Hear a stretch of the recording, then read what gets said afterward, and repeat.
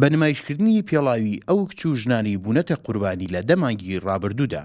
چالاکیەکانی ڕۆژی جیهانی بەرەنگاربوونەوەی توندوتیژی دژ بە ژنان دەستی پێکرد و بڕیار وایە بۆ ماوەی 16 ڕۆژ چالاکیەکان بەردەوام بن. بە بۆنەی 25 نۆڤەمبەر ڕۆژی جیهانی بۆ بەرەنگاربوونەوەی توندوتیژی هەروەهاش بۆ ڕاگەاندنی هەڵمەتی 16 ڕۆژنا بۆ توندوتیژی کە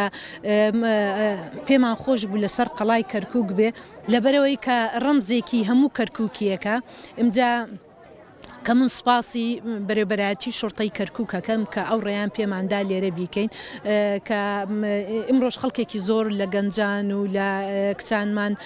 کۆبوونەتەوە هەروەها بەرپرسە حکوومیەکانی شاری کەرکووکیش کە ئەوانەی زیاتر لەگەڵ کێشە کۆمەڵایەتیەکان هەماهەنگیمان هەیە لەگەڵیانە دەستپێکێک بۆ ئەم ڕۆژە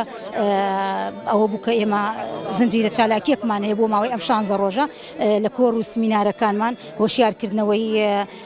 تاکێک لەم کۆمەلگایە ئەگەر ژن یاخود پیا و ئێمە ئەرکە لە سەرشانمان کە هۆشیاریان بکەینەوە.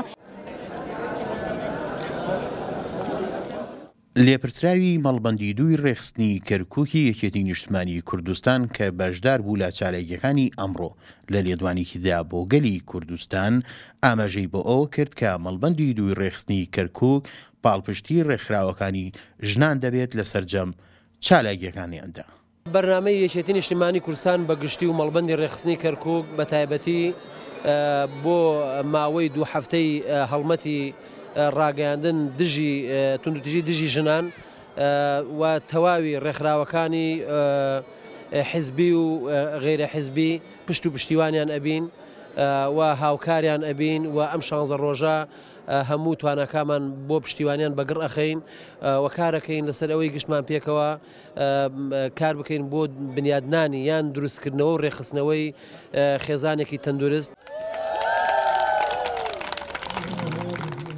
چالاکوانێکی کۆمەڵی مەدەنیش ئاماژە بۆ ئەوە دەکات کە سەرڕای چالاکبوونی ڕێکخراوەکانی ژنان و کۆمەڵی مەدەنی بۆ بەرەنگاربوونەوەی توندوتیژی دژ بە ژنان، بەڵام هێشتا ڕێژەی کوشتنی ژنان و کچان لەژێر پاساوی دابوونەریدا ڕوو لە زیادبوونە.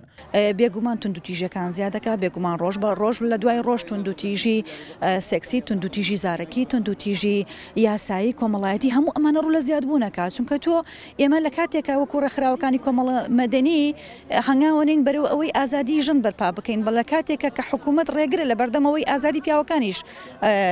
کە لە بچە بکات دەستگیری بکە، لە کاتێکە ئێمە هەوڵی ئەوە دەین ژنان خاوەنی دەخلی خۆیان بن کەچی ئەوە تا وڵات بەرەو داڕوخانی ئابووری ئەچێ پیاوەکانیش بێ ئیش و کارکەوتونە.